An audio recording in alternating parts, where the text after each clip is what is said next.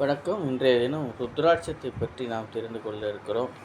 ருத்ராட்ச பழங்களில் காணப்படும் ருத்ராட்சத்தின் விதைகளில் படிந்துள்ள பள்ளங்கள் பின்னாளில் முகங்கள் எனப்படுகின்றன. ஒருமுகம் ருத்ராட்சம் சாட்சாத் சிவஸ்வரூபம், சிவபெருமானின் மற்றொரு வடிவமாகும். இது பிரம்மஹத்தி தோஷத்தை போக்க வல்லது. ஒருமுக ருத்ராட்சம் ஓடும் ஆற்றில் விட்டால் ஆற்றை எதிர்த்து செல்லும் ஆற்றல் உடையது.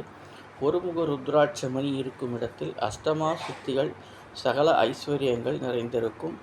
இந்த மணி கிடைப்பது அரிது. இரண்டு முக ருத்ராட்சம் அர்த்தநாரீஸ்வர ஸ்வரூபம்.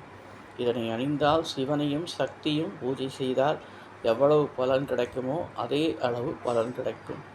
மூன்று முக ருத்ராட்சம் இதற்கு அதிபதி அக்னி தேவன். பெண்ணை கொன்ற பாவம் தீரும். மும்மூர்த்திகளையும் பூஜை செய்தால் எவ்வளவு பலன் கிடைக்குமோ அவ்வளவு பலன் இதனை அணிந்தால் கிடைக்கும். மணமான பெண்கள் கண்டிப்பாக திருமாங்கல்யத்துடன் மூன்று முக ருத்ராட்சம் அணிய வேண்டும். அப்படி அணிந்தால் கணவரின் ஆயுளும் வருமானமும் பெருகும் என்பது விதி. நான்முக ருத்ராட்சம் பிரம்மஸ்வரூபம், அதிபதி பிரம்மா. இதனை அணிந்தால் நான்முகனையும் சரஸ்வதியும் வழிபட்ட பலன் கிடைக்கும். படிக்கும் பாலகர் முதல் மேல் படிப்பு தொழில் கற்ற அனைவரும் இதனை கண்டிப்பாக அணிந்து கொள்ள வேண்டும். இதனை அணிவதால் நல்ல ஞாபக சக்தியும் நிறைந்த ஞானமும் கிடைக்கும் என்று ருத்ராட்சத்தின் பல்வேறு முகங்களை பற்றி நாம் தெரிந்து கொண்டு வருகிறோம். இப்போது 5 முக ருத்ராட்சம் காலாக்கனி ருத்ரன் சொரூபம்.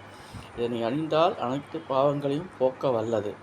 இதனை அணிபவரின் பின்னே பிரம்மா, விஷ்ணு, சரஸ்வதி, லக்ஷ்மி திரிவார்கள் என்று ஸ்ரீதேவி பாகவதம் கூறுகிறது. நன்றி.